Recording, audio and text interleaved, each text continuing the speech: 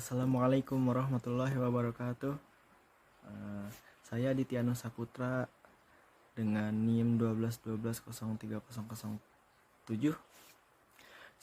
Saya akan menjelaskan bagaimana Rasul dakwah secara sembunyi-sembunyi. Innal hamdalillah nahmaduhu wa nasta'inuhu wa nastaghfiruh wa na'udzu billahi min syururi anfusina wa min sayyiati a'malina. May yahdihillahu fala mudhillalah wa may yudlil fala hadiyalah. Ya ayyuhalladzina amanu taqullaha haqqa tuqatih wa la tamutunna illa wa antum muslimun. Amma ba'd. Rasulullah Shallallahu alaihi wasallam diangkat menjadi rasul saat ia berusia 40 tahun. Ini bertepatan dengan turunnya wahyu pertama kepada Rasulullah melalui malaikat Jibril di Gua Hira. Usai mendapatkan wahyu, Rasulullah bimbang dan mengalami pergulatan batin yang hebat.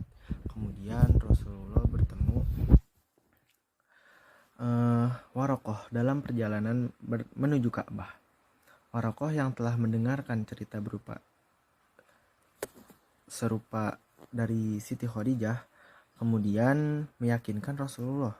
Ia yakin bahwa Nabi Muhammad SAW adalah Nabi yang diutus oleh Allah untuk menyempurnakan agama dan akhlak umat.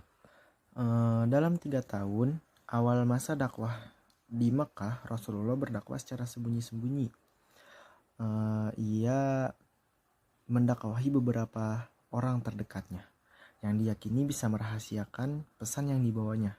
Adapun mereka yang pertama masuk Islam pada periode ini adalah Abu Bakar Asy-Siddiq, terus Umar bin Khattab, Utsman bin Affan, Ali bin Abi Thalib, Thalhah bin Ubaidillah, Az-Zubair bin Al-Awwam, dan orang-orang terdekatnya. Orang-orang ini kemudian mendapat julukan As-Sabiqun Al-Awwalun, yaitu orang-orang yang pertama masuk Islam. Nabi Muhammad terus melakukan dakwah secara sembunyi-sembunyi sampai kemudian turun wahyu Allah Subhanahu wa taala, yaitu surat Al-Hijr ayat 94.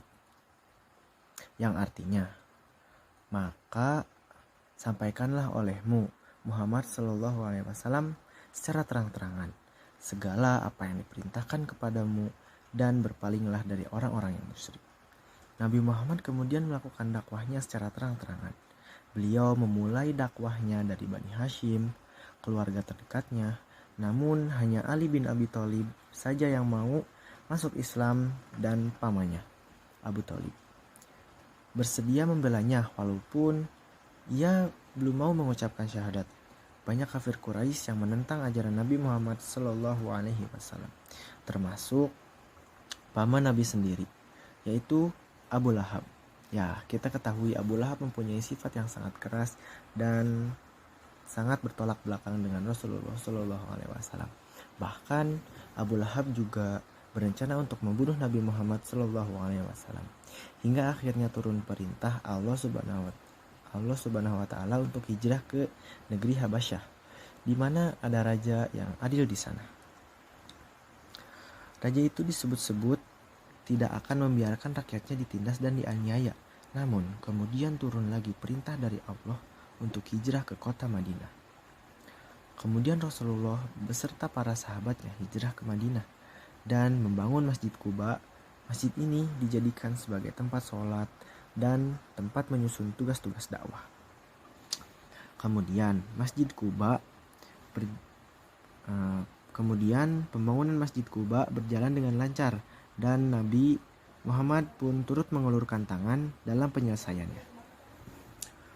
Rasulullah berdakwah sampai akhir hayatnya hingga akhirnya Rasulullah wafat pada hari Senin 12 Rabiul Awal tahun.